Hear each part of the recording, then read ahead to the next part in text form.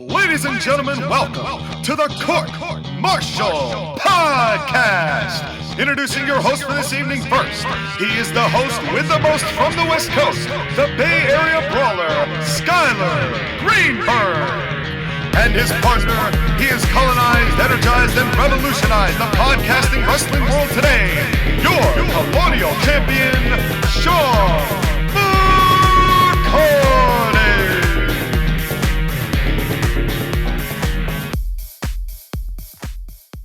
Welcome, every single body here on the internet. Will matter where you're watching from, whether it's your phone, whether it's on your television, whether it's on your laptop, whether it's on your Mac, your PC, your pistol, if you have such a thing, if they've made that yet, which they may have. It's 2021. Modern technology could very well make it to where you can have a television on your gun, but I'm not sure. But no matter where you are watching us from, welcome to the Court Martial Podcast. I am your Colonial Champion Sean McCarty here for ACPW versus NWL. It is the Ultimate Fantasy Booking Series Season 2, Episode 2. It's going to be a terrific time, and with me by my side, as always, the man of the hour, the man with the power, too sweet to be sour, the Bay Area brawler, the one, the only Skyler Greenberg. How you doing, buddy?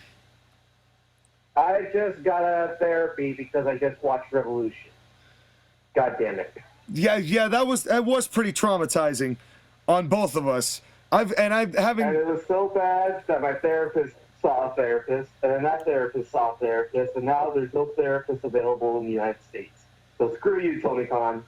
Well, if we were getting sponsored by any sort of online service, I would recommend an online therapy service, but who knows if that would even help with the way that Tony Khan has booked that show. But we're not here to talk about AEW Revolution. We've already seen the bottom of the barrel as far as wrestling booking is concerned. We're here for quality wrestling entertainment, and that is the one thing you are always guaranteed here at the Court Martial Podcast.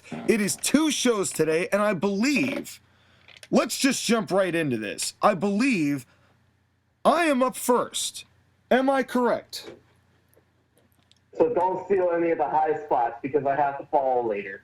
All right. Well, I hopefully won't have anything that's too interfering with what you got going on. Although I will have to admit, we actually are, without even trying, pretty good at that. I've noticed because none of your talent or my talent really share any finishers of any description. Not really. Basically, we are not doing the Young Bucks. That's right, which is every match known to man, although you do have the Young Bucks. And later on tonight, I will show you how to properly use the Young Bucks. Well, and it's also a good time, even though I'm going to wink and say that it's completely unrelated. The next time you hear from ACPW and NWL, we are doing the first of 2 rounds of picks and drops. That's right. Both of us get to choose 4 people or 4 slots that we can dump and 4 people we can pick up. We don't have to use all 4. We don't have to use any. But we're doing our first of 2 ad drops, the other coming in October. So that is going to happen in April, a month from now. When we do that, we'll start the show with that, and then we will continue on our merry way. And with that said, let's start ACPW Episode 9, because we're not there yet, but we're going to find out what's going to happen before we get to next month, because we can't just constantly be hyping up what's happening next time and not tell them about what's happening this time. Exactly. You can't tell the end of the story without getting the beginning. That's right. And while we are smack dab in the middle, at the very least, we did better than AEW and actually established people when we first started this. Because you have to acknowledge your past just as much as you acknowledge your future. And you can go back and watch any of those videos if you hit that like button, share, subscribe, and switch those notifications to all. You can go back and see every Court Martial podcast ever made, everything up to this point. And it's also in Sky, one giant playlist for you to check out on the podcast playlist tab on the channel. So it's all there set up for you. All you got to do is a couple clicks and it all can be yours. But enough DDP shameless plugs. And I do want to mention that we're not just going to shit on AEW the whole time. We'll also shit on WWE appropriately when it comes up. And the truth is, a lot of the talent that I have, as you pointed out when we did the draft, Sky, I've got a lot of AEW guys on my roster. You want to see how it's done, AEW? Tony Khan, I know you listen to certain podcasts. Feel free to take some notes. But if I see any of these angles, I'm going to kill you. Don't say that. Verbally. I'm going to verbally kill you. I'm going to lacerate you on the microphone. I will cut the scathingest of promos from the most vile of venoms in my body. So don't push me, because I'm close to the edge. I'm trying not to lose my head. ACPW episode 9. Just get started, man. Oh, man. I'm having too much fun already. We begin the night with Arn Anderson welcoming us and saying we have a special main event lined up for tonight. It is the #1 contenders match for the ACPW World Heavyweight Championship. It is Brian Cage versus Titus O'Neil. Ooh. That is going to main event our show tonight. So stay tuned for that. And we begin our show. And now, as we get to that, we get our welcome in. So that is our hook to get people to watch. We got Brian Cage and Titus O'Neil, two men who have been very well built over the past several months. Yeah, the former world champion versus the big Titus. The big Titus, the big humanitarian. Humanitarian good guy, the ultimate good guy. Father of the Year 2015. That's right. And more. Great person, Titus O'Neil. Everybody loves him. Especially the people. So we start the show, Matt Striker and Taz. Hello, everybody. It's us again, and now we're going to go to JR, who is in the ring with the Cult of Cornette. Oh, yes, and the groan and the boos. Ladies and gentlemen, I am Jim Ross, and I am here with the Cult of Cornette, of course, Randy Orton. We have Randy Orton here, of course, FTR, and Jim Cornette immediately is like, all right, Jim Ross, that's enough. I've heard enough of everything you say. I'm not going to bother with this. There's only one man who is capable of properly announcing the greatness that's standing in this ring tonight. There is only one man who is capable of assembling a group of 4 men who have dominated the entirety of ACPW. And there is only one man who said everything that was going to happen, came through on his word, and has told nothing but the truth. And here we stand with all the money, with all the cars, with all the women, and all the titles. It is Jeff Cobb, the greatest specimen known to man, the current ACPW heavyweight champion. You have the bounty hunter himself, Randy Orton. My pride and joy, my star pupil, and the man who has far surpassed any expectations. The man who knows when he has to hunt, he hunts to kill. And of course, the one and only tag team champions, FTR. Isn't it great to be on top, JR? You don't know. But speaking of telling the truth all the time, I have a gripe, JR. Don't even answer this. Speaking of telling the truth all the time, I got something I got to get off my chest because I understand. I've been in this position before, Jim Ross. You got to understand. I've had the Midnight. I had the Heavenly Bodies. I've been at the top, and I've fought at the top. And the funny thing about being at the top is that eventually, even the machine that brought you to the top will try to bring you down. And I've seen this conspiracy happen. There is people making sure that things are much harder for us now than they were before because we have all this power. Arn Anderson thinks that he has the power enough to just choose when and where Jeff Cobb defends the championship. He thinks he has the power to choose without consulting his manager, which, do you remember who that is, JR? Oh, that's right, that's me. Don't answer that. I'm the man who's in charge of this man. So there will not be a World Heavyweight Championship match. Arn Anderson doesn't have any authority whatsoever as the general manager without consulting me first. So I want you to know that there is something going on, JR, and I'm going to get to the bottom of it. My world champion doesn't deserve this. I don't deserve this. And we don't deserve this. We're too busy ruling the world, JR. And I'm not going to let the authority keep us down. Let's go. We got business to take care of. Everybody leaves. So, Cornette burning Jim Ross. well, but he is the one man in ACPW who can walk the walk and talk the talk, and his boys have been doing it. well, Jim has been talking the talk. I don't know how much walking he does, but There's a fair amount. the rest of FTR and the rest of the cult of Cornette certainly have been proving themselves. But an interesting thought going into here, the conspiracy regarding this thing, and we will have to hear what else Jim will have to say, maybe what he has to say about the Hardys getting a contract for this steel cage match. Maybe there's an injunction there. But we didn't have the time. So we stuck to Jeff Cobb and stuck to Arn Anderson, and because we're going to be announcing stuff with the Hardys later, we'll get to that. So, but on with the show. On with the show. So next we have a singles matchup. It is Kyle O'Reilly with Bobby Fish versus the Man Scout Jake Manning. Oh, man, Scott's gonna die. And Skylar, wouldn't you know what happened here? Can you take a guess how long this match went? I'll say 4. I gave it 6. Okay.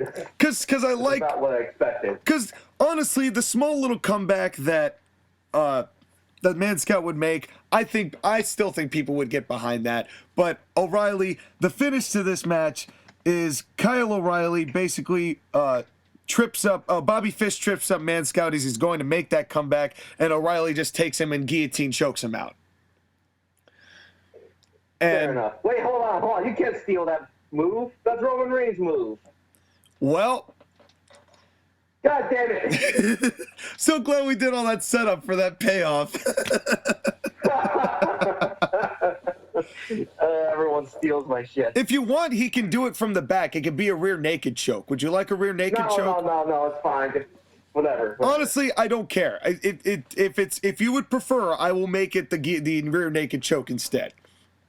I'll find a way around this. Just continue with your shit. Okay, so it was either a guillotine or a rear naked choke, depending on what Skylar comes up with later on in the night. So stay tuned. As you should all know, when people steal my shit, I come up with new shit. There you go. That's the mark of a good booker. So Kyle O'Reilly wins, obviously, and after the beatdown, it is announced that Cole and Strong, Adam Cole and Roderick Strong, are not on the show because they were beaten down pretty brutally at the hands of Bobby Fish and Kyle O'Reilly. And they don't even have, at this moment, they don't have a promo there because they are going to have a confrontation next week. It is announced that Kyle O'Reilly and Bobby Fish will meet up in the ring with Adam Cole and Roderick Strong. It's not a match. It's just a face-to-face confrontation. And JR is going to try to be the peacekeeper. Good luck to JR on that one. Good luck to JR. But you would think after Winter Warcraft that the things would be settled between these 4 men, but after last week's attack, clearly it is not. One of the things that does happen here is that JR does try to get a conversation with O'Reilly, and he just walks off.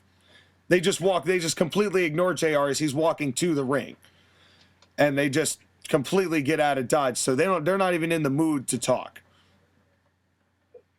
Well, we shall see what happens next week with the confrontation between all the members of World's Finest. Well, the Wrestling's Finest is going to be it's going to be a really different scenario here. I think and figuring out what the problems are and why they're still mad at each other, but all of that will be revealed next time. By the way, is it also considered stealing from WWE since they took your angle for NXT? No, because Adam Cole turned on Kyle O'Reilly and not the other way around. Well, at that point, it's not stealing, it's just inspiration, right? Well, an old film technique they used to teach is make it the same but different. and boy, do they do that in the film industry, I'll tell you what. But oh, yes. in any case, we're here to talk instead with Tony Schiavone, who is backstage with Zelina Vega. Ooh. And Tony Schiavone says, well, Zelina, after the verbal laceration you gave to JR last week, they instead brought me here to have you talk to me because you and I are, of course, previous friends. I'm good friends with you as you've been. And Zelina Vegas goes, Tony, stop. Stop. I see what you're trying to do. And you're just like you creepy old white men. You need to stop. You all need to stop. I have a specimen called Andrade. He is the greatest wrestler alive. And Andrade is going to deal with this little petulant child, Trevor Mann, because next week I've got a match booked for my man, and he's going to take down that guy in short order. And JR, you may remember him. He's making his debut. His name is, oh God, let's see if I can recall it. Finn Balor? Oh, no way. So we are going to have ourselves a match, and then Trevor Mann can see what's in store for him, because I talked to Arn Anderson, and Arn Anderson decided that we're going to have ourselves a match. He wants to give Trevor Mann his revenge against me, as if he has a possible chance in hell of stopping my boy. And come May, when we have our new ACPW event, the Melee in Montreal, at Melee in Montreal, Trevor Mann is going to realize that he's just a kid in a real sexy man's world. But you wouldn't know that, Tony.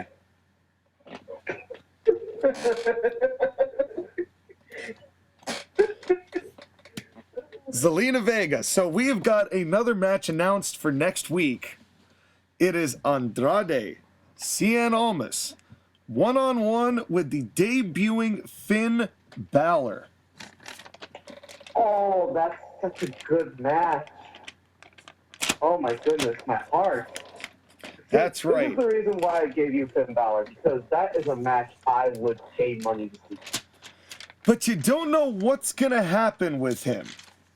That's the thing. You don't know what's going to happen with Finn Balor and Andrade. And actually, well, we shall see. We shall see. We shall see in very short time. Revealing the name of the May pay-per-view events, Melee in Montreal. That's right. We've decided to go all the way up the East Coast. Way up the East Coast. Expansion into Canada. And give ourselves, this was set up. We're very appreciative to all of those in Montreal who are going to give us a good time. We are here currently in Spartanburg, South Carolina, which is like the exact opposite of Montreal. But that is okay, because there's nothing wrong with Spartanburg, South Carolina. Never been there, but it's just not Montreal, Canada. It's just not Montreal. It's nothing. Sorry from there. It's just a different place. Here, there's a lot less snow. But that's a really good match that's set next week. And Trevor Mann, I bet he's going to have a response, because he's not going to let the words of Zelina Vega go without response. Well, and Trevor Mann is also due to, unfortunately, certain concerns regarding his familial and contact tracing, is not here tonight. So he was not able to make the event. But he will be here next week after the protocol is all said and done and he's good to go. So next time, Trevor Mann will be there and in action.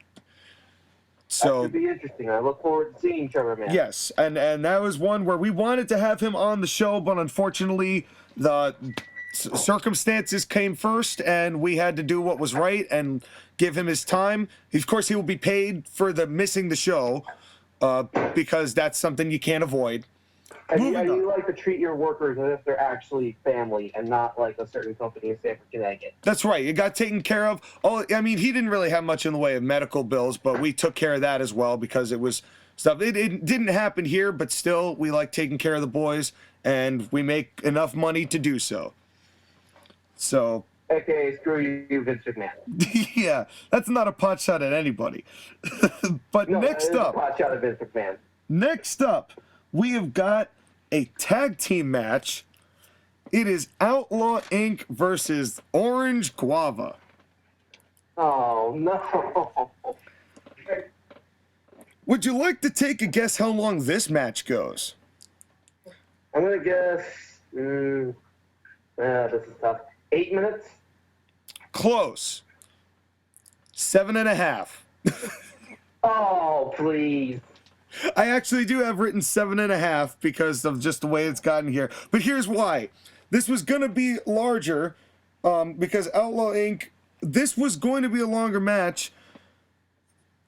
Sammy Guevara pretty much did everything himself. He's the only one in the ring pretty much the entirety of the match, but he gets the heat. You know, he does his job, and he gets the heat on Outlaw Inc. Of course, Outlaw Inc. makes a big comeback. It's very obvious that they're outmatched, is Sammy Guevara. So Orange Cassidy finally tags in, and then he just phones it in, right? He keeps his hands in his pockets. He doesn't really do much of anything. And does he do the shin kicks? Fuck no. No. But he has his hands in his pockets, and he does a lot of that, and he does the I don't really care. And as a result of him goofing off, Homicide does not have the time for that and hits the Gringo Killer for the win. And and the point of this here is you can see that Sammy Guevara is a little bit annoyed that Orange Cassidy didn't really try. As he should.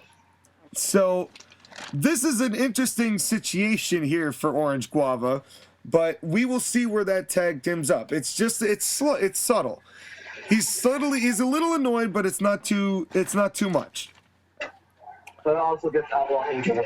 Right, it gets Outlaw Inc. to win, keeps them somewhat in the picture. I didn't really have much for them at this moment, but that's kind of the thing with pro wrestling, though. Sometimes you could not have anything for them for a week, but you could still give them a win just so they don't feel like they're being forgotten about. That's true. Like, you're going to see that when it comes to my show. Yeah. And so, next we move on. We've got Jim Ross in the ring with Brian Cage. Ooh. And JR is in, and JR says to Brian, well, Brian, you've got a pretty big match tonight. Obviously, you've had your issues with Randy Orton, as mentioned, as we saw a couple back at Winter Warcraft. And now you have this matchup tonight, and the winner of this matchup will face Jeff Cobb, according to Arn Anderson, at Melee in Montreal. So, what are your thoughts going into this match, and how are you preparing to get in here? And Brian Cage says, well, here's the deal, JR. I'm a kind of guy who makes sure that when opportunity knocks, he bursts the door down. And I did that when I won the first ACPW Heavyweight Championship against Walter. And I held my ground, and had it not been for the cult of Cornette and that no-good slithering snake, Randy Orton, I'd still be world champion. And so, if Arn Anderson wants to put me in a match, another number one contenders match, just to prove myself again, I'll do that. And no matter what kind of opportunity knocks, whether it's one I feel like I should have already earned, or one that's put in front of me again, challenge after challenge, the only way that I look at doors is a Terminator busting them down, because I'm not a man, JR. I'm a machine. And I'm going to make sure tonight I'm going to be a machine with the ACPW Heavyweight Championship around my waist. And as Brian Cage goes to leave, as Brian Cage is finishing up the promo, you hear the fans kind of yell and point, but you don't see anything because you still get the hard cam shot of Brian Cage next to JR. But you see all the fans point, and as Brian Cage turns to leave, guess who shows up out of nowhere? Randy Orton. The one and only RKO out of nowhere. And JR is like, oh my God, Randy Orton, what are you doing here? You know, come on, sorry for the interruption, folks. And of course, everyone's like, he wasn't supposed to do that. And Orton just reaches over, calls over JR, and Orton says this.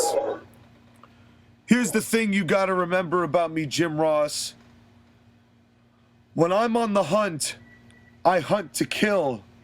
And when I go on a hunt, I don't stop until I collect my bounty. And he pushes Jim Ross aside, and now referees are like starting to come down. But as Brian Cage goes to get up, you know what Randy Orton's really good at? Kicking people in the head. Punt Randy kick Orton. to Brian Cage, and then the referees, holy shit, what'd you do? And then Orton just kind of slithers out and actually leaves faster than he normally would, which is like 10 minutes. This show up promo, punt, and leave is all in the course of maybe 90 seconds. But that's all Randy Orton needs, and now Brian Cage, can he even compete in his match against Titus O'Neil tonight after being RKO and punted by the bounce? And now, and of course the authorities are looking on him. They're not going to do a stretcher angle. Let's make this clear. This is not a stretcher angle. I know that the punt was used as a stretcher angle, but hear me out.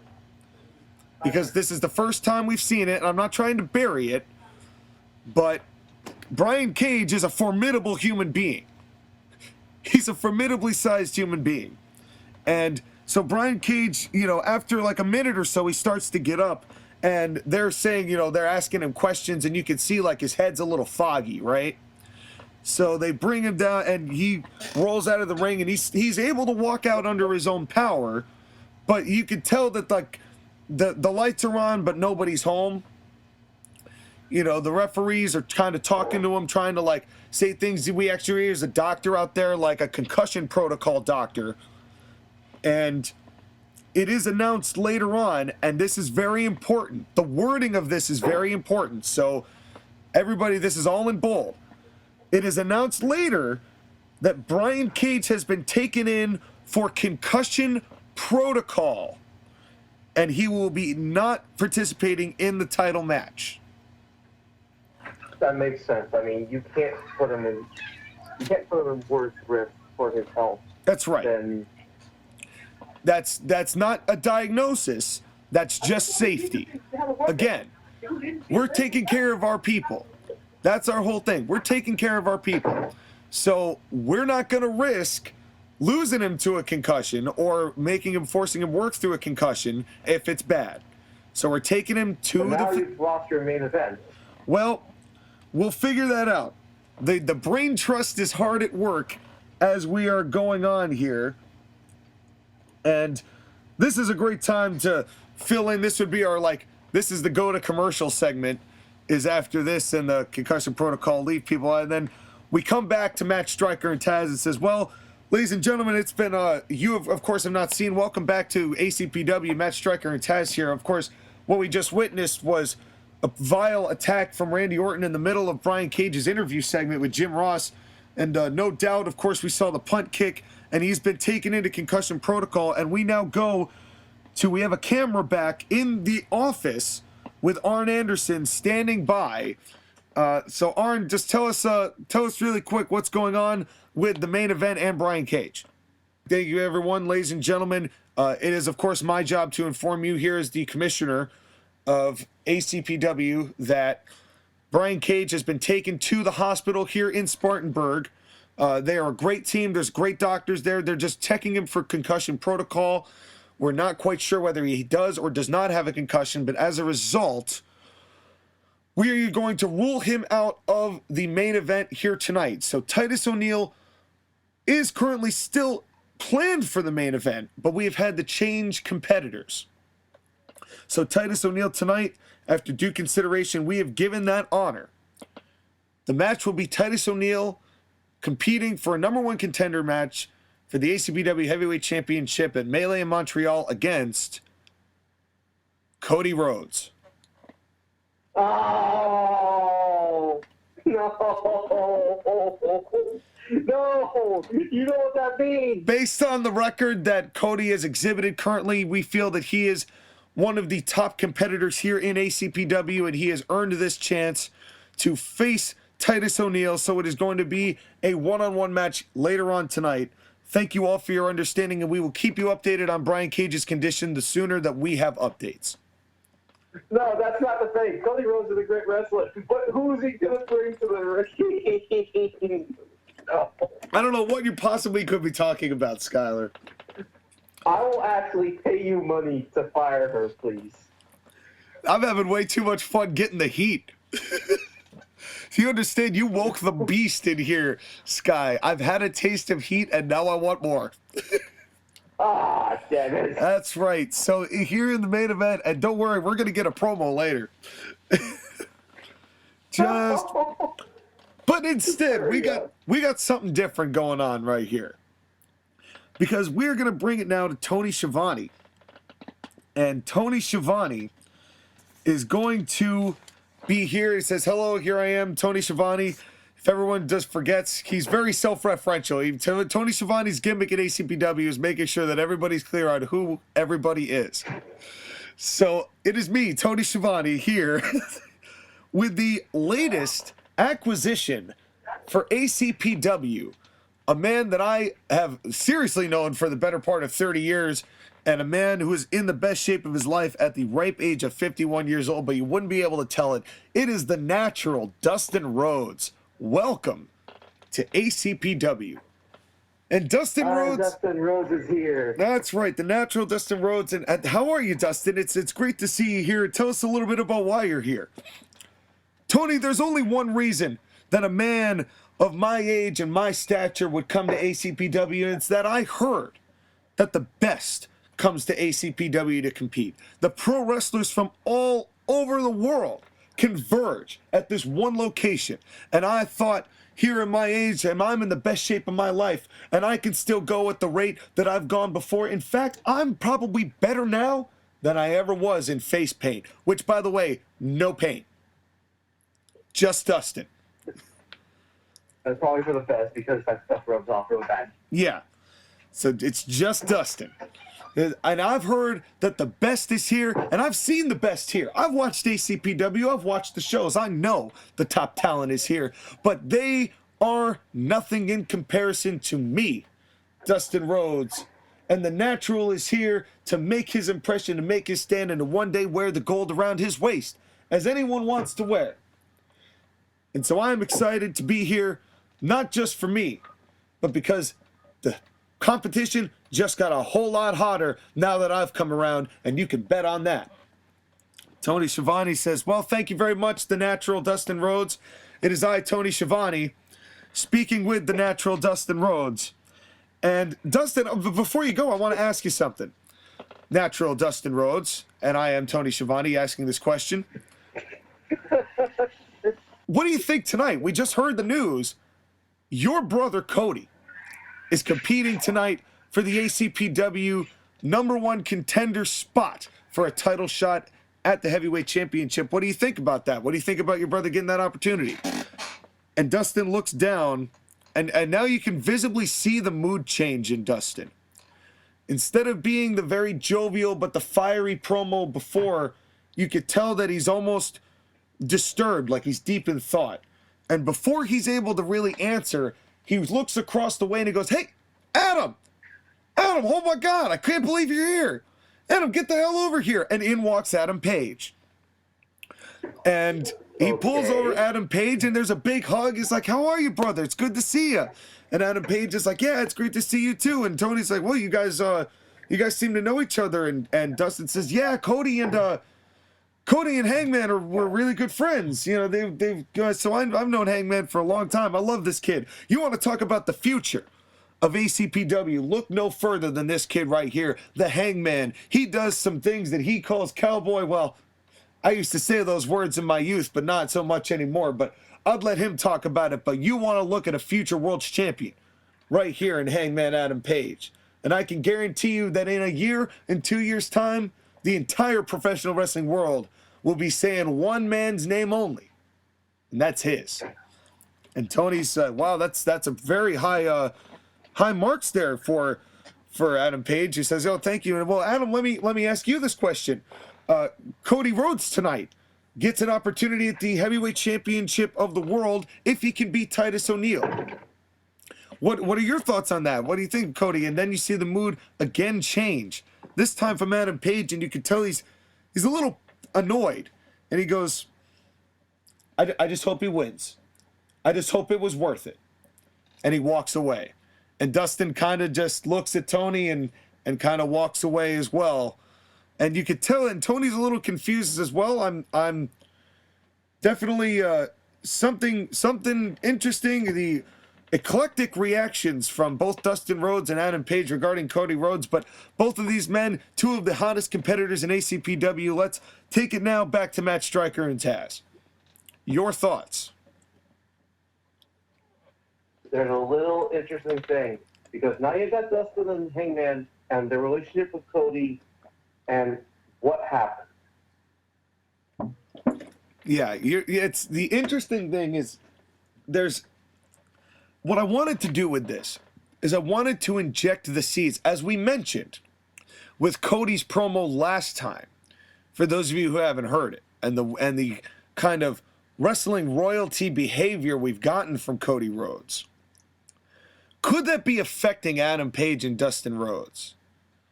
The way that Cody's been behaving lately. And to keep in mind, who he's with now. And what they're doing and now. And what involvement do Dustin and Adam Page have in the entire thing? So the plot thickens. Anyway, we're moving on to another match. Keep the show on rolling. There's another matchup. It is MJF versus the debuting Darby Allin. And that's an interesting match, because MJF is usually not the guy who's the bigger guy in the match, but it's Darby Allin. Well, here's what we're doing. And this is a really easy one. This one doesn't... Can you guess how long this matchup goes? Say 12. This match goes 10.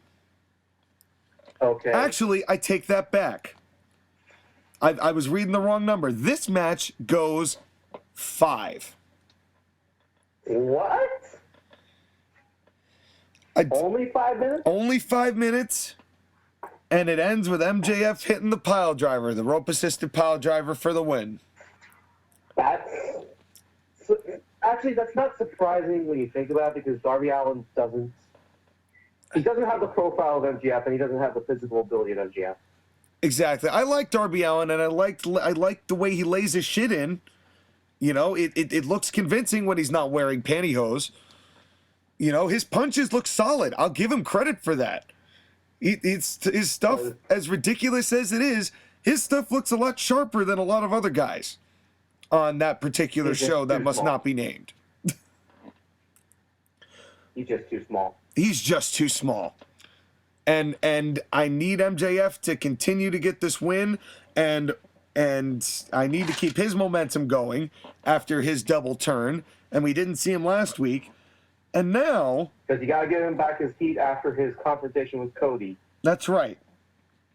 And now, as MJF goes to leave the ring, because Darby Allin is gone, and MJF, this is, of course, a babyface win. Darby Allin does work heel and does some thumb pokes and whatnot. And it does not play by the rules, but MJF gets the better of him. Shorty G is coming down to the ring as MJF is leaving. And Shorty G is kind of like, doing his strut and stuff like that, and bumps into MJF. And then starts yelling at MJF to get out of Shorty G's way and shoves MJF. And MJF gets kind of pissed and shoves Shorty G back. And MJF just walks to, and then there's like this really tense moment, like they're about to come to blows. But Shorty G but MJF they kind of go their separate ways. Interesting tease for a future match and feud. And so Shorty G gets into the ring where JR is standing. And JR goes, "Well, ladies and gentlemen, welcome my guest at this time, Shorty G." And I was going to ask you about your match coming up, but what was that going on right there with MJF? And Shorty G goes, "Amateurs, right? I am the ultimate professional. Have you seen the kind of accomplishments I've made? That's the way I am. Look at the medals I'm wearing, JR. You see them? They are pure. They are real. I am the most gifted athlete on this show, and that little punk kid is an amateur. And I don't care what anyone says. I am a true Olympic athlete. I've been an Olympic athlete. I've won all sorts of championships in all sports imaginable. I jump hurdles, and by the way, I just won gold at the 400-meter hurdle before I got here. That's how I train my matches, JR. When was the last time you did anything running? Yeah. I didn't think so. So the point is, who are we even talking about, JR? MJF. Oh, right. Don't worry about him. Focus on me, JR. This is my interview. You focus on me. You focus on the champion. Well, you don't actually hold any gold here in ACPW. And yeah, and that's what I want to talk about, JR. Stop interrupting me, will you? This is the deal.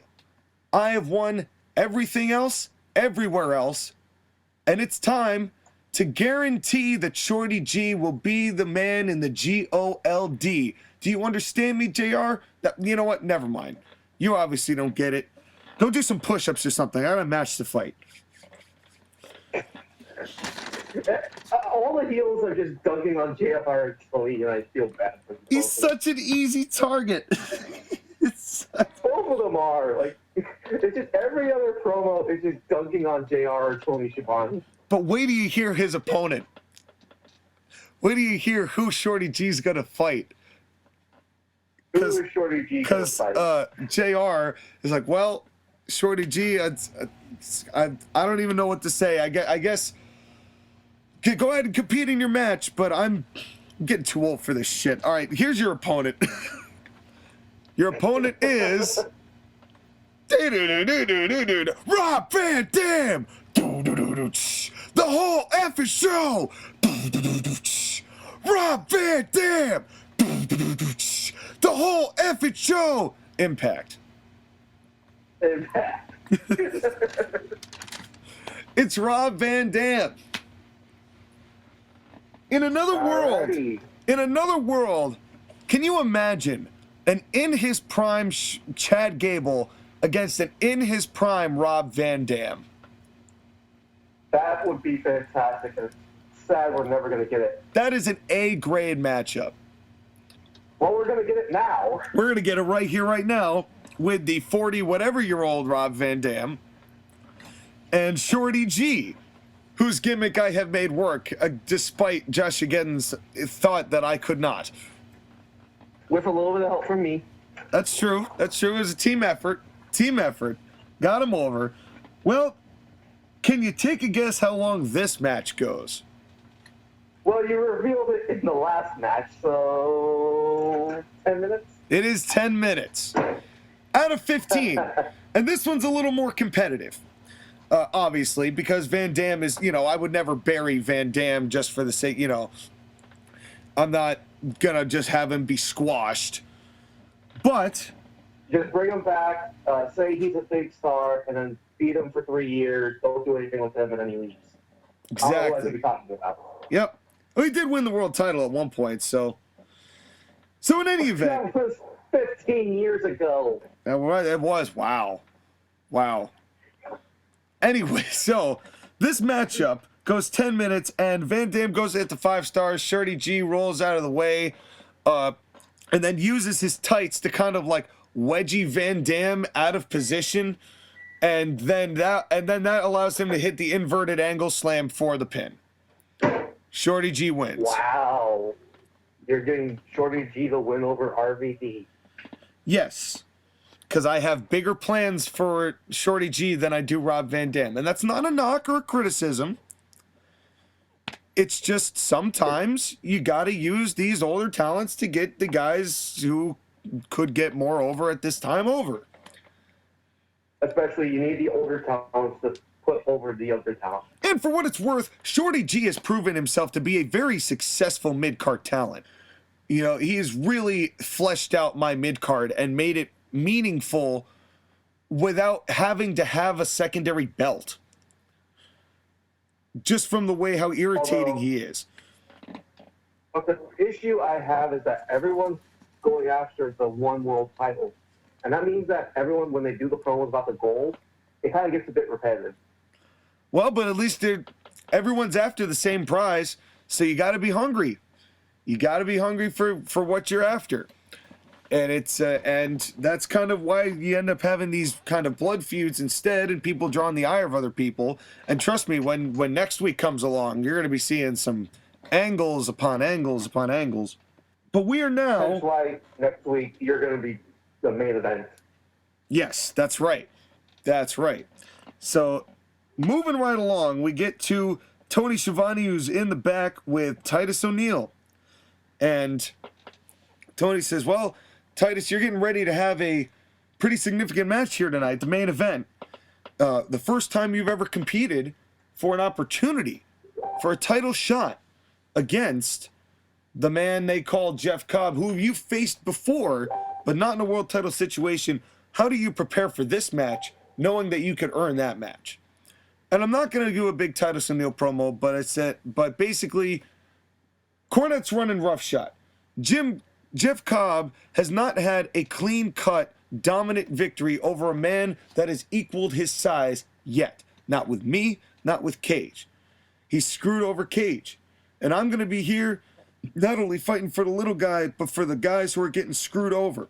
And I'm not going to let people like Jeff Cobb do that anymore. And Cody, I don't know what's going on with this kid, but I'll tell you something right here, right now. It's no disrespect to you, but I'm going to do what I must to get the prize that I know I can earn. And I'm going to do it for all the right reasons and make sure at the end of the day, everyone can say that they've got a champion they're proud of. Solid babyface promo. That's it. Real simple. That's the thing, is that these promos do not need to be complicated. Just get what you need to say out to the people, get them hyped. And that's kind of, and that's also on that basis why, you know, when it mentions the championship and when the championship's mentioned that much, because it is, even though it's repetitive, that makes that championship have that kind of value. Everybody wants it. So it's got to be important. That is true. So then we go on to a match that I was very excited to book, and I love this finish. It is the Briscoes against DIY. Oh, that's an interesting match. Now, if you recall, the last time we saw DIY was at Winter Warcraft, where they lost to Orange Guava. And look at where Orange Guava is now. They lost to Outlaws Inc. earlier on the show. Yeah. So this match, can you take a guess how long this match goes? This is, by the way, what'd you say, 15? Yes. Well, because this was a 20-minute time limit match, they're going to go 17. I gave them almost the time limit. I thought about doing a draw, but I think it's better this way. Here's the finish.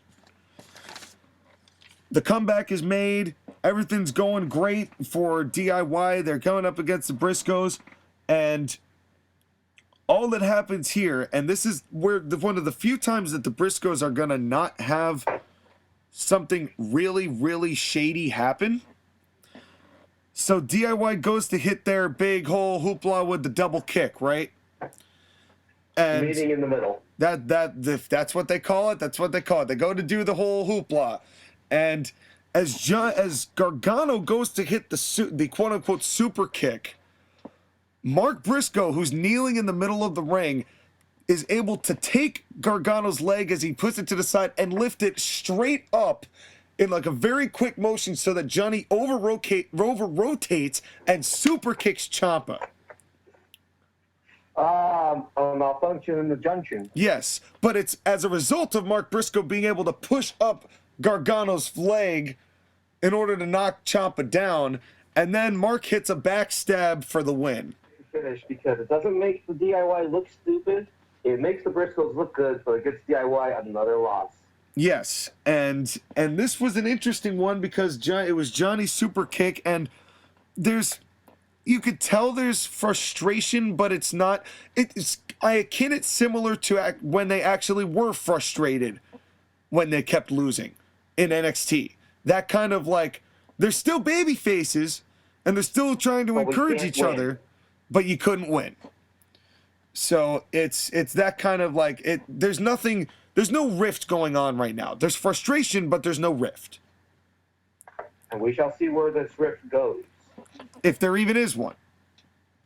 But another loss for DIY. And the Briscoes have been so great being that like mid-card tag team that I needed to get them a win too. They were probably, you would argue they may be your second best heel tag team behind FTR. Oh yeah, without a doubt.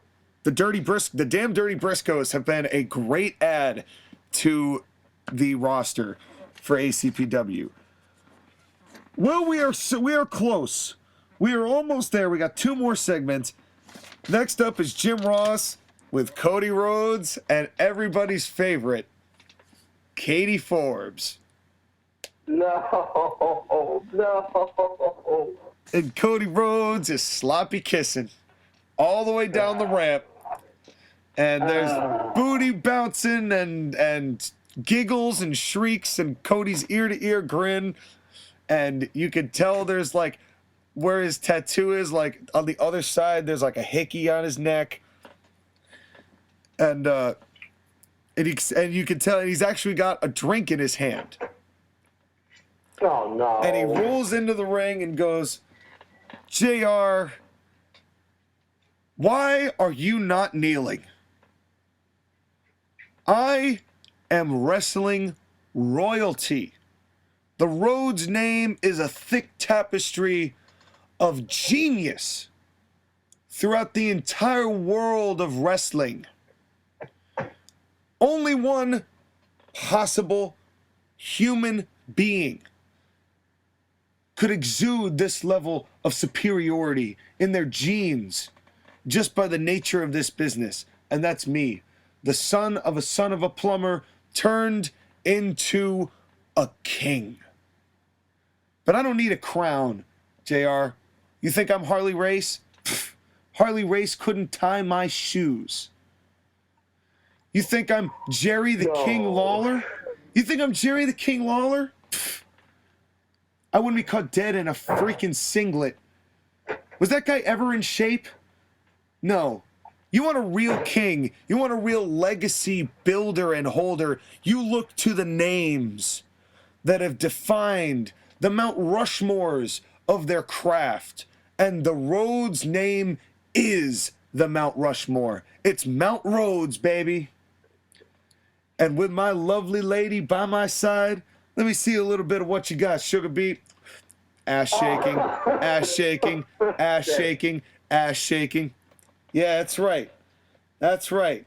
Hey, no, not enough. No, you don't know. Stop that. Stop that. These people don't deserve to see how good you look. These people don't deserve anything. They don't even deserve to see me here tonight compete and earn my ACPW Heavyweight Championship matchup. I'm not afraid of Jeff Cobb. Hell, I'm not afraid of anything because I'm a new man. And as a new man, as a royal man, bow before me, everybody. Let me show you how it's done.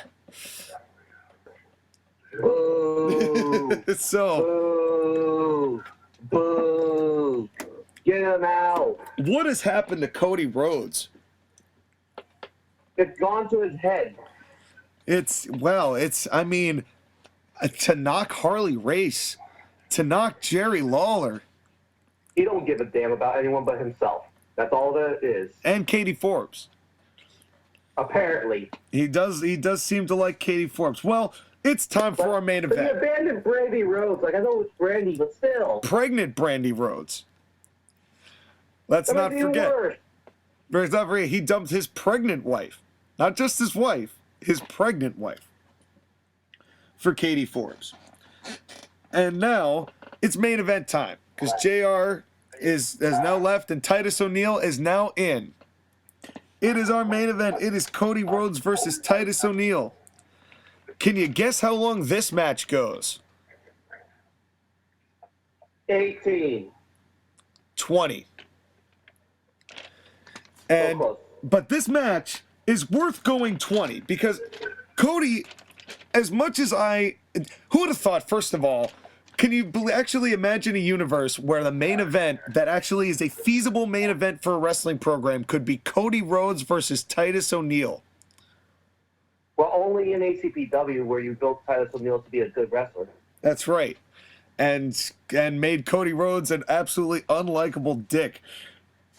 I mean, he was before, but he's even worse now. Yeah, it's even worse now that he's owned up to it.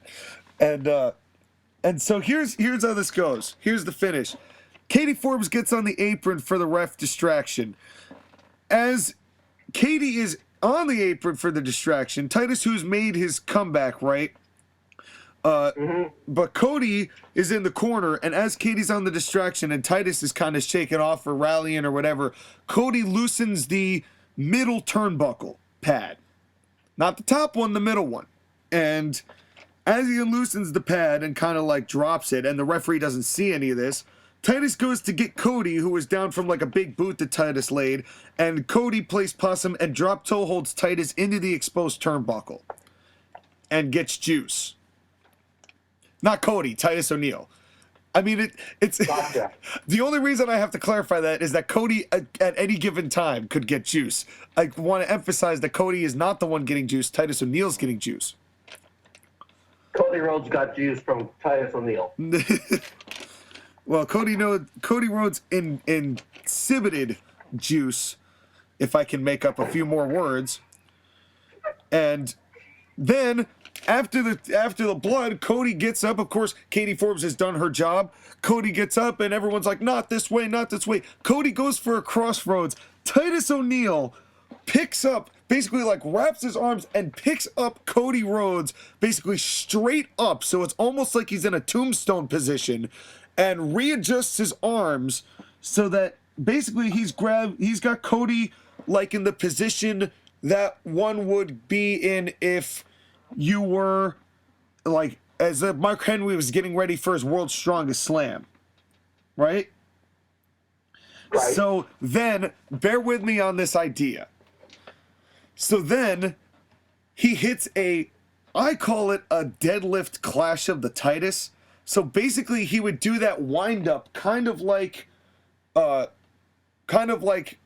Jeff Cobb does, where he reaches down with the legs, he pulls up, and as the legs are like way up in the air and extended above his head, he's got the arms on like the shoulders and the neck, and Cody then would split his legs down and go down for that clash of the Titus bomb.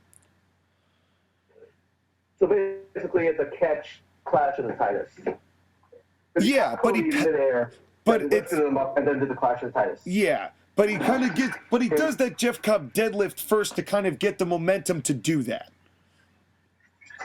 Gotcha. And basically, and what the real image of this is when Titus O'Neil basically just powers Cody up into that position, his face covered in blood, as Cody is just overpowered by Titus O'Neil, who hits this big clash to this big deadlift clash to the Titus and pins Cody Rhodes. That's a big victory for Titus O'Neil, and with a really cool finishing move. And now, Continue. And Cody Rhodes is down. Titus O'Neil his face is bloody, and then right down the ramp, Jim Cornette, who is upset. You could tell he's yelling, and he's starting to yell, but no one's giving him a mic. But there's him, and there's Jeff Cobb, and Jeff Cobb's got the belt, and he just looks at Titus, and the bloody Titus looks down, just signals about the belt. Just does the sign, signs that he's going to grab the belt, points, there's some shouting you can't tell, and the show cuts to black. And now we know the main event of the Montreal Mayhem. That's right. So we have just confirmed matchups for the May show in ACPW, Melee in Montreal. We have Jeff Cobb versus Titus O'Neil for the ACPW Heavyweight Championship. And the main event of FTR versus the Hardys for the ACPW Tag Team Championships inside a steel cage. You're having a tag team match be the main event. Yes. But it's honestly, for the feud that the Hardys and FTR have had, it deserves the blow off. The cage deserves to main event the show. That's fair. As long as you keep Titus and Jeff Cobb in the co-main event, that's two main event worthy matches right there. Yeah, and who would have thought? This is what I meant with Titus O'Neil. I was like, I know that I can make Titus O'Neil into a valuable guy that I could use in main events occasionally. You know, he has the size, he has the look, and if he has, you know, if you put him in the right situation, I think this Jeff Cobb Titus O'Neil match, given the one that we've already had with them, there's the history behind it. Titus did get screwed prior to in their previous encounter. He's gotten the consistent wins when he beat Shorty G at Winter Warcraft, and now he has this opportunity to get his payback, so to speak, and get this opportunity. So everything is still laced in the history of ACPW, even as we lay new ground. That is leading to so many intriguing possibilities. You have set up a possible May show that may be your best yet. Well, I appreciate you saying that, and just wait until you hear the rest of the card when we get to it next month. I can't wait to show you and can't wait to express everything that's going down. This May show, without giving anything away, there are 10 matches on the card, and there's only 2 of them that don't mean anything, you know, and are just like the warm-up matches. So it's going to be a good show. I can already feel it. It's going to be a packed show, but I have already gone on for far too long. Sky, it is the National Wrestling League's turn. The floor is yours. So I just realized something. The show is actually better than I thought it was. I'm going to ask you not to look at the match card. I will not look at the match card. Okay. So welcome to Springtime Showdown from the National Wrestling League in Portland, Oregon. Since you are the East Coast promotion, I am the West Coast promotion, and I'll be going up and down the West Coast. That's right. Welcome to Portland. By the way, this show is special because I actually have championship belts. That's right. We will be showing them occasionally for these championships once I get finished editing. So you will see all of these crafty, very well designed, and not hastily cut and paste together championships that Skylar has amassed. Which, by the way, I expect Sean to have championship belts by May. It was just one of those things where I put my order in first, but his are on the way too. We'll see what happens. We'll see whether we get the visuals or not. Because I kind of like the mystique of not showing people the belt. I mean, obviously, you have to watch the show. You have to watch the actual show to see what the belt looks like. We're just describing the shows. You have to actually watch the show in order to see the belt. And then you can do that by hitting that like button, hitting that subscribe button, and sharing it with your friends, your family, your rivals. It don't matter who. Get this channel to 50 subscribers. Please, appreciate it very much. I'll tell you what. I'll make a deal with the loyal colony out there at the Core Martial Podcast. If we can get this video to, we'll aim small. We'll say 10 likes. We can get 10 likes and 50 views on this video. I will create belts and have them ready for next show. But that's the only way I'm going to do it. And you have a month to do this.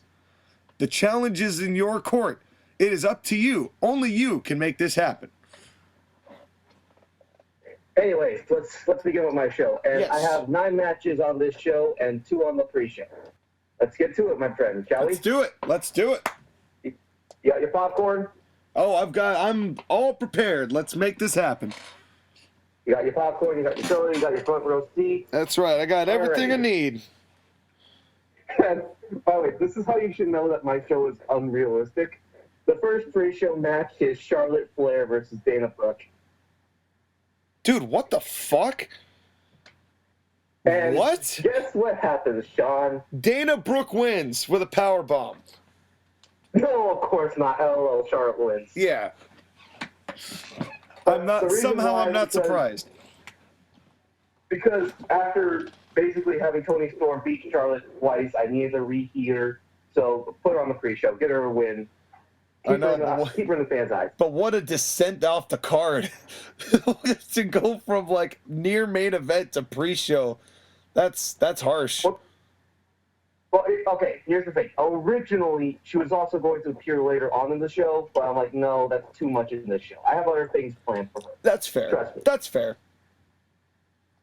But the second pre-match show, it was the tag team of the Young Bucks versus the New Day, Kofi Kingston and Big E. Oh, Christ. This should be quick. Because you made the comparison that the New Day had a Young Bucks match against the Hurt Business at what? TLC? I think so. They kept doing spots. I think so. So I decided to make that match happen. Oh, Christ. I'd still think the New Day do it better. This match goes. I'm going to hope like 6 minutes. Close, 5 minutes. Yeah, oh, beautiful. Beautiful. That's what I like to see. Straight squash, the New Day win. Screw the Young Bucks. Had to do it. Had to do it. Again, New Day had them lose to the Usos, losing the championships, and then had them destroyed by the Almighty Crew, Bobby Lashley and Apollo Crews. So they need a reheat or two. Yeah, get them a win. You know, get them something that recharges the battery, still keeps them relevant. This is why squash matches matter. And that's why they work. And why I put it on the pre-show, because it wasn't worthy of being on the main show. Yeah, especially in your pay-per-view format. Well, next match is actually the opener, although I debated whether or not I was going to have this on the pre-show too, but I decided to make it an opening match. It's the tag team of the Good Brothers versus the new heavy machinery, Otis, Dozovic, and Rhino. Oh, good gravy. Accompanied by Heath Slater. Can we please have a better name for them than the new heavy machinery? No, they are the new heavy machinery. Oh, God. That is their name. That's awful. Why would you keep that gimmick? Well, there's a reason for it. Oh, now this match goes 8 minutes. The Good Brothers are in control for the first half of this match, and then as Carl Anderson is about to attack Otis, he goes off the ropes and Heath Slater grabs the foot of Carl Anderson. And now the new heavy machinery, they don't know that Heath Slater grabbed the foot. They just see Carl Anderson trip. And Heath Slater holds up his hands like, I don't know what happened.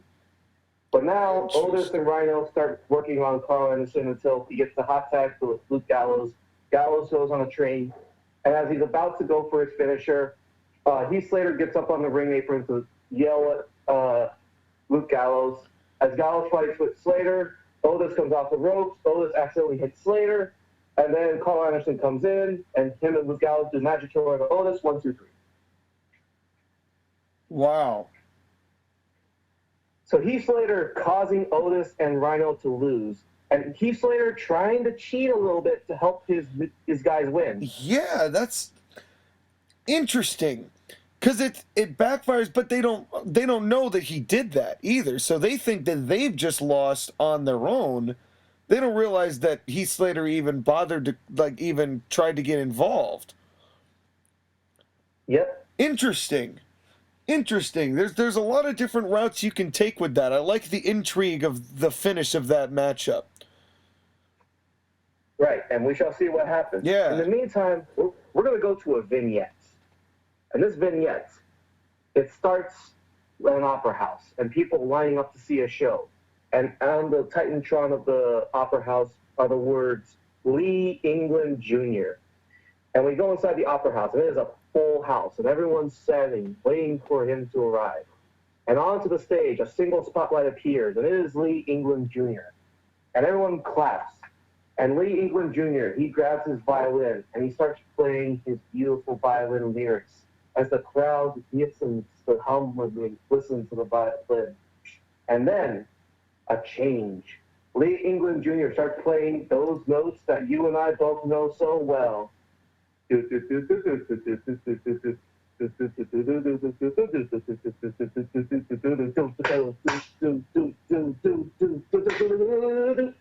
And here he comes, behind the curtain that rises. It is him, Shinsuke Nakamura. And the crowd goes wild as they hum to his music. Lee England Jr. and an army of violinists appear on the stage as they play for Shinsuke, who comes to front and center, and he dances to the beat. And as the first chorus ends and the music goes out, the screen goes to black. and the words appear, "Coming soon." Nice way to get Shinsuke Nakamura's name at least in people's mind. You know, you don't know when he's going to pop up, but at least you know that it's something to hype up. You've given some level of advertisement to it, and gets the point across. Well done. By the way, do you know who Lee England Jr. is? Yeah, he's the guy who did the performance in NXT, right? He was the one who did the performance for NXT for Shinsuke, and also his debut on SmackDown in 2017. Oh, okay, cool. Actually, Lee England Jr. is a very good violinist. And on a side note, if you have a chance, listen to his work because it is beautiful. I might just do that. But anyways, we'll move on. And a video package plays for this match. It is number 6, Adam Edge Copeland against number 9, Sami Zayn. And you may be asking yourself, why would Edge be wrestling against Sami Zayn? Well, as you all know, on the last show, Edge cut a promo about how he wanted to go for the World Championship. Yes. But Sami Zayn, the following week on TV, said that he is sick and tired of the legend Edge taking his opportunity. He feels that this is a conspiracy, and he's going to get the truth from Kurt Angle. And Edge, later on that night, he has a match, he wins it. Sami Zayn attacks Edge, and Sami Zayn leaves a massive beating on Edge.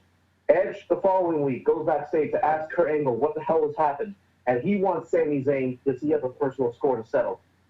And Kurt Angle says, Sami Zayn will only accept a match against you if you put your ranking on the line. And Edge says, fine, do it. I'm going to take Sami Zayn, and I'm going to get my receipt. So this is the reason why Edge would dare to wrestle Sami Zayn, despite the fact that their rankings are very different. And this is also to introduce the concept that rankings can change between guys who are not next to each other. Yes, which we have established before, so that is something that we know can happen. Well, actually, this is the first time that it will happen this way. Right. Because I haven't had wrestlers directly change ranks, but now I'm going to do it. Got it. And this match goes 12 minutes. Edge is in control for the first half. Sami Zayn takes over. They do the heat work. Then Edge comes back. They go to the finish, and with a spear, 1, 2, 3 by Edge. Pretty definitive. But it keeps Edge's momentum going. It takes a little bit of shine for Sami Zayn working with a guy like Edge. Oh, yeah. Yeah, and Sami, I mean, with the way that Sami talks, I don't think that losing to Edge hurts that much. Like, Sami Zayn is perfect as the guy who can start a feud with any babyface with his talking and get it to mean something just enough so that it can work on a pay-per-view. Right. Plus, I mean, it's Edge and Sami Zayn. That's a match I'd like to see. Yeah, I think that would be fun. I think that Sami would have a real fun time with that, as would Edge. Yep. And speaking of matches I want to see, Sean, he's back, and he's better than ever. Oh, boy.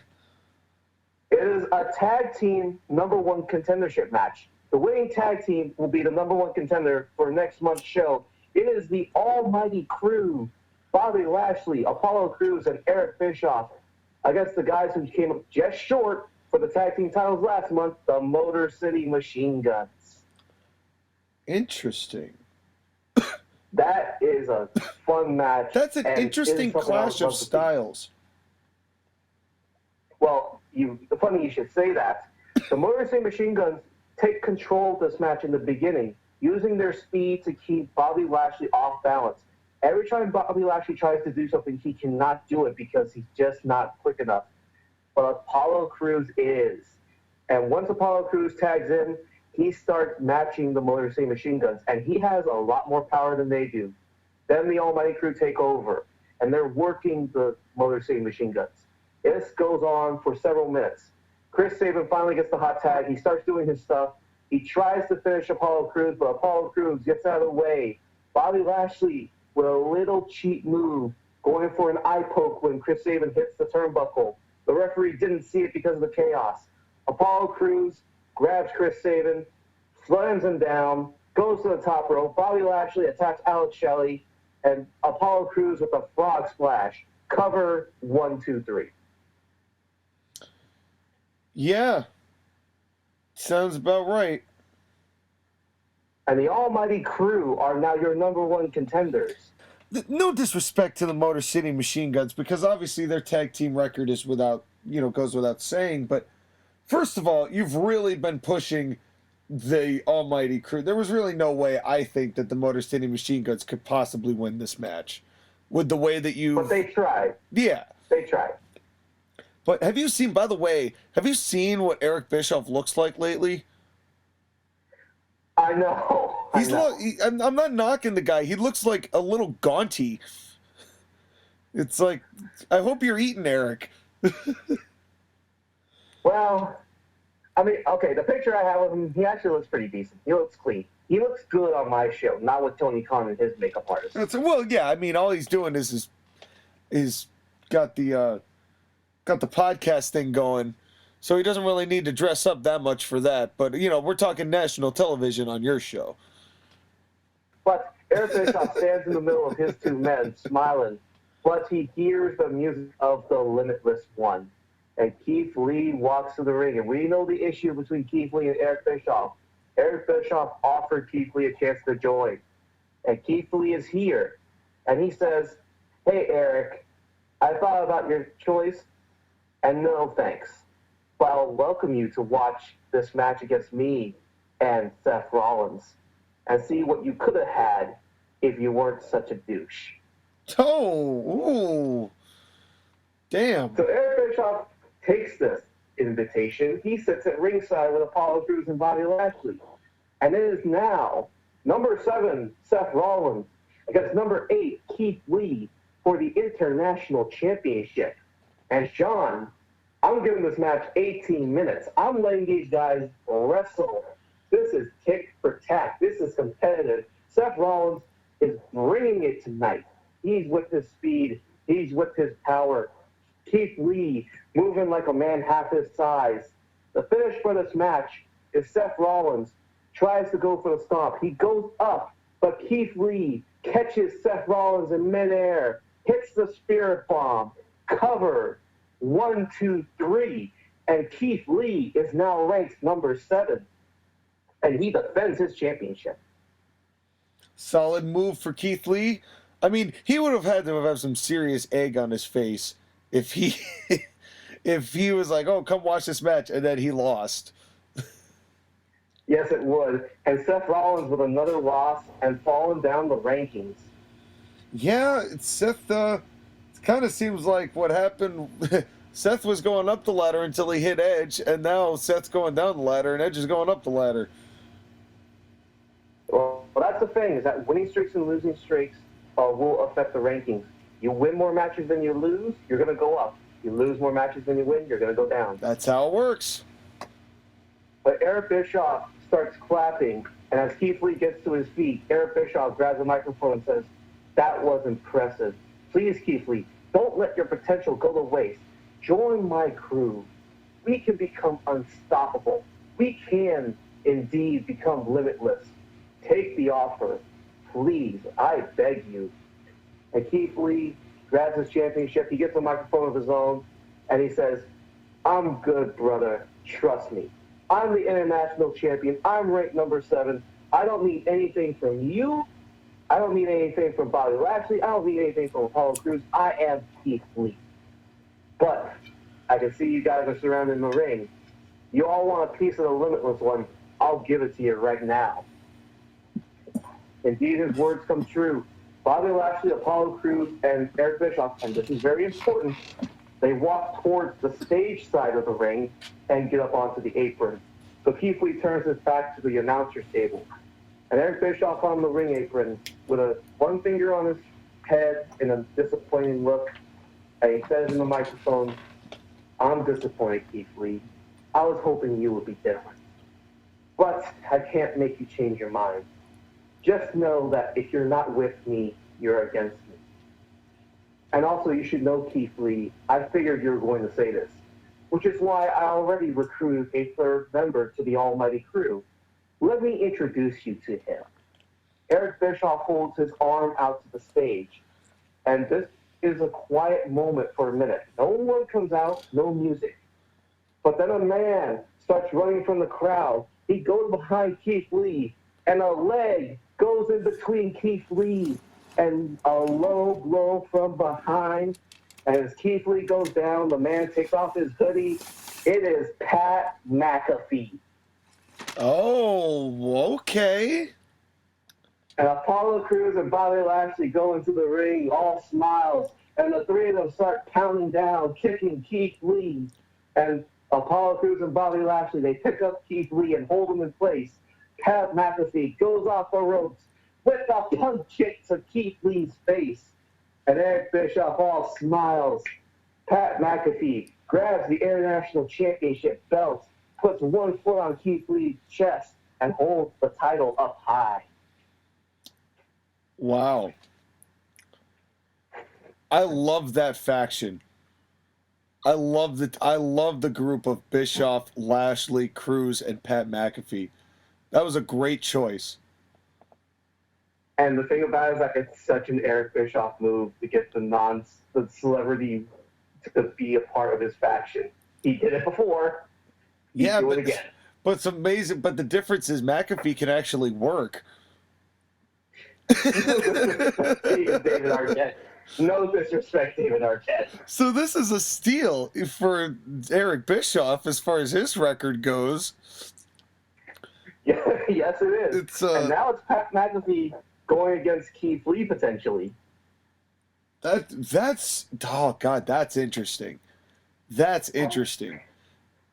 Because I don't know who would come out of that. That's an interesting matchup to put together.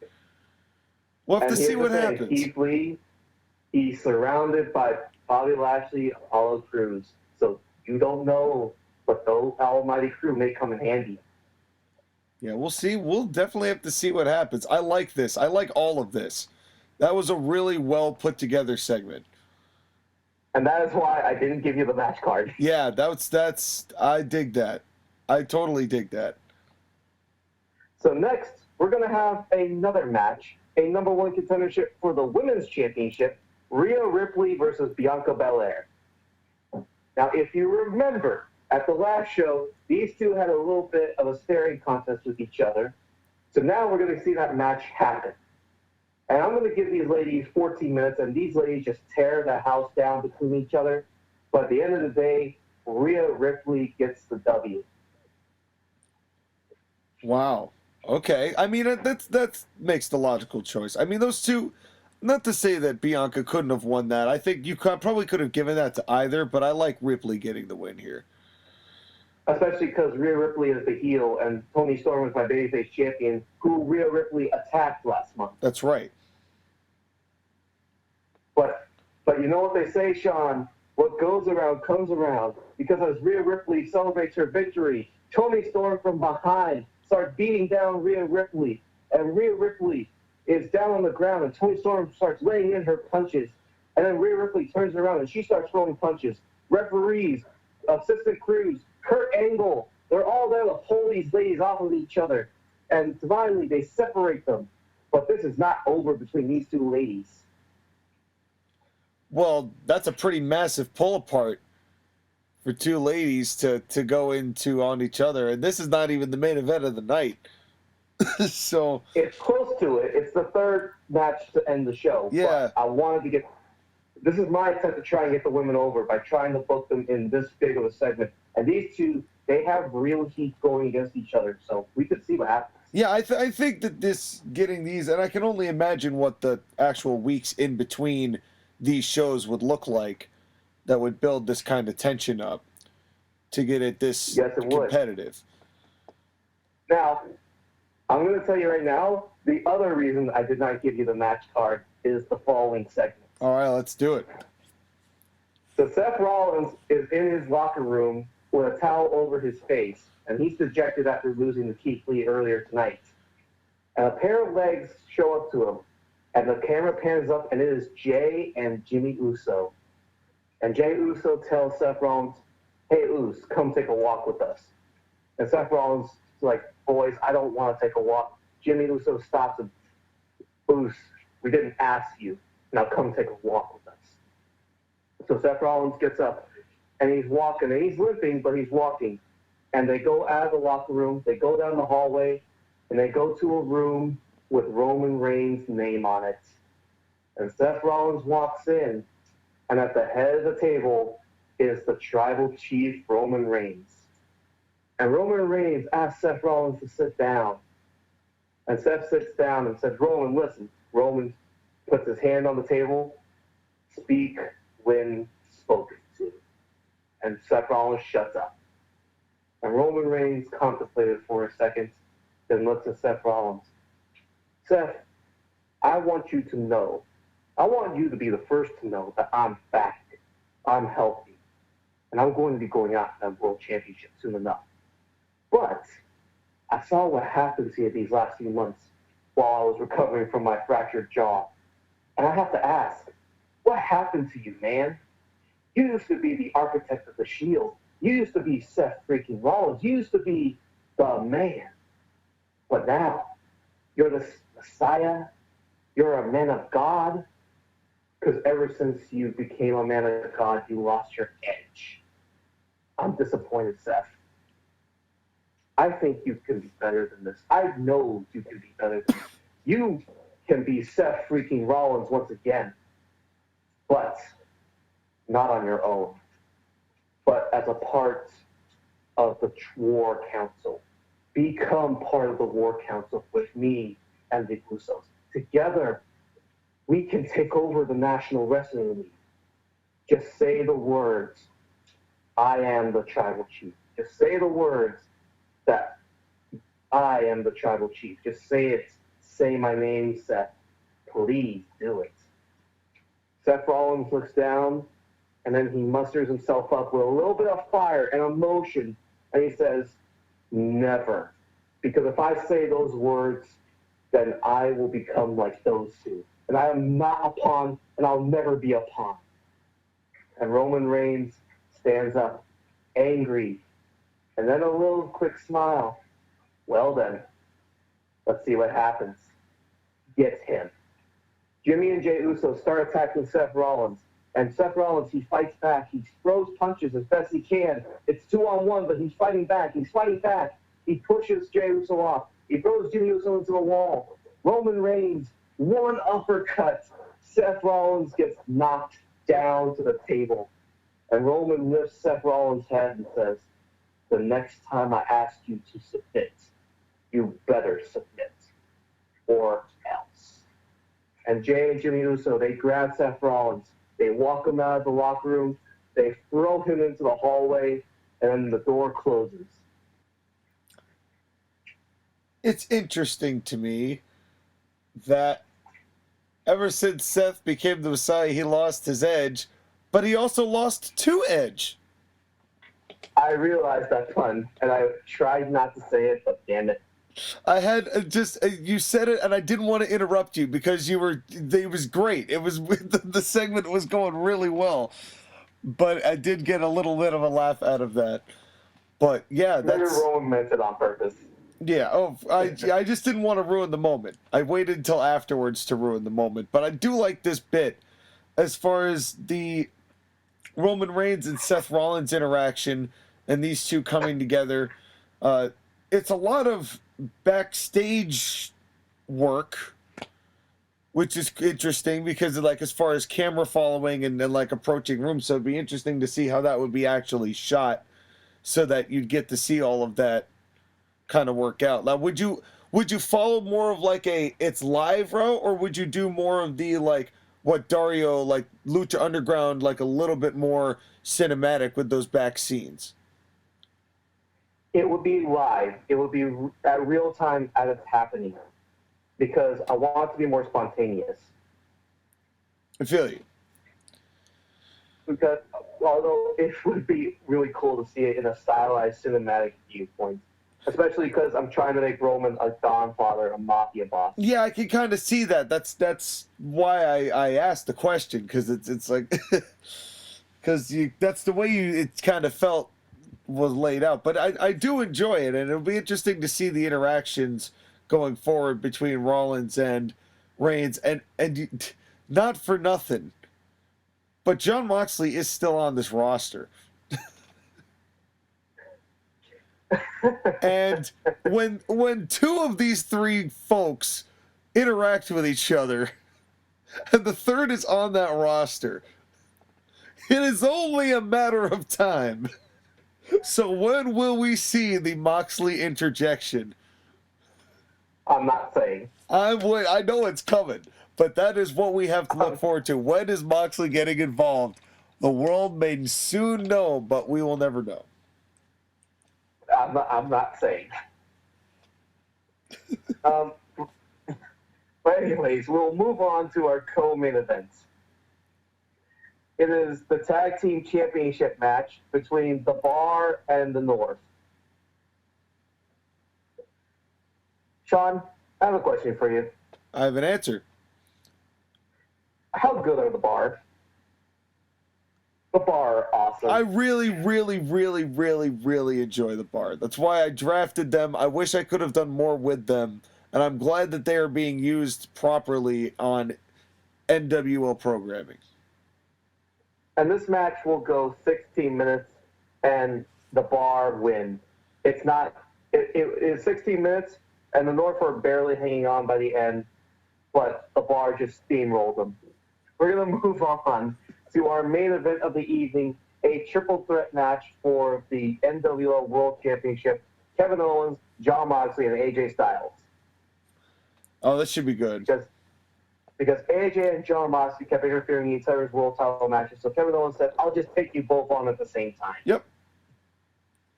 And this match, very specifically, because I'm tired of WWE doing this, no weapons, no outside interference. Good. I enjoy that.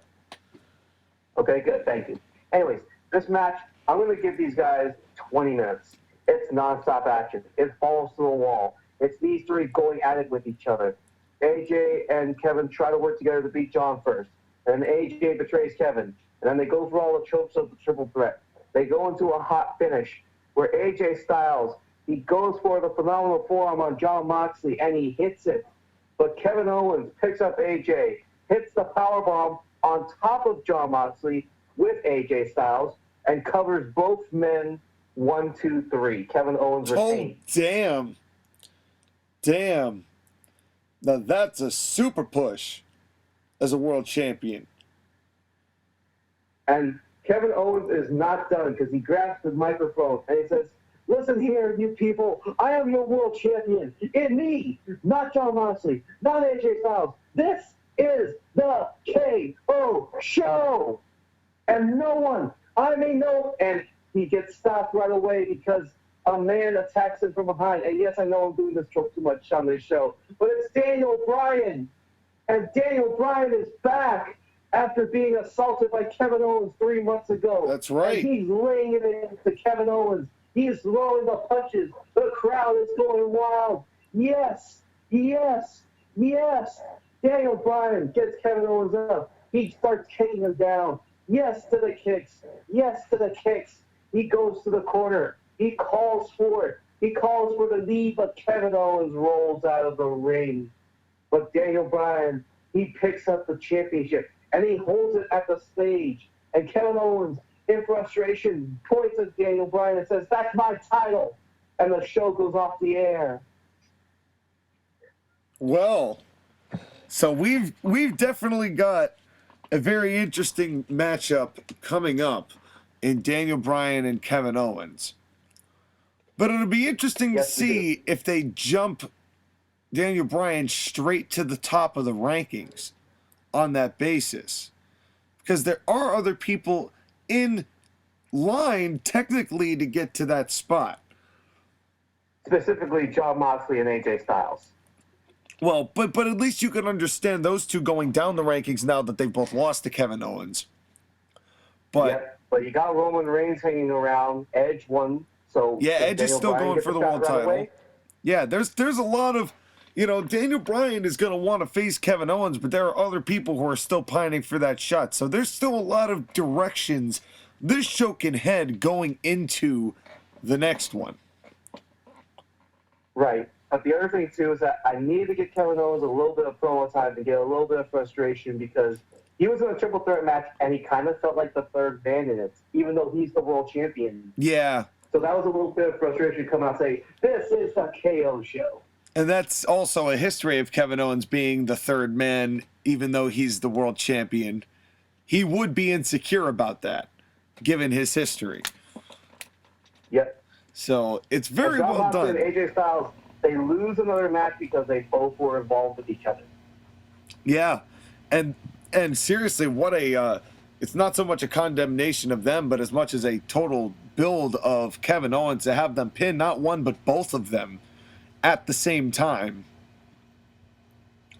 You know, right. that's pretty big for Kevin Owens to beat both guys like that. So you're establishing your world champion as a guy to be feared. We still haven't seen Drew McIntyre return, and that returns after Kevin Owens laid him out. And so there's going to be hell to pay when he shows back up. There's a lot going on this show, and I really like how much there is going on this show. Right. The only thing I didn't like about this show is that I did get a bit repetitive with people attacking each other, and then the Roman Reigns joining Seth Rollins thing because it sounded like the Eric Bischoff, Kevin Heath Lee things. Well, and also when Seth Rollins tried to recruit Edge. Right. But I know But that one was okay, and I actually like this with the roles reversed where Seth is now being tempted. I like that, though. Where that inversion, that long-term, you know, it's development of Seth Rollins as a person that you can get behind and see how the kind of decisions he makes from there. The second I drafted, no, not even the second I drafted him. A couple of months before I drafted Pat McAfee, this stable was what I had in mind. Yeah, that's going to be fun. That's going to be real fun. And this is all going to be real fun. I'm already excited for what April's going to bring. We're going to have ads and drops. We're going to have episode 4. And next week, we're just going to have ourselves a regular old fun time, a good old episode, a match of the week that's going to be real fun to watch. Skylar's going to enjoy it. I'm going to enjoy it. Great shows today, sir. I think we both did a great job moving things along. And the best part is that they'll get even better. That's right, as they always do. But right now, it is time to take our first commercial break. When we come back, we will have a new match of the week. We are, of course, going to have a new episode with all new spotlights, all new topics, and all new news. So stay tuned for that, folks. Skylar, give a last word to the people. Thank you for having me, people. And I will see you next time. That's right. And right now, we are going to skedaddle and do what we got to do. So you got to do what you got to do. We will be right back right after this.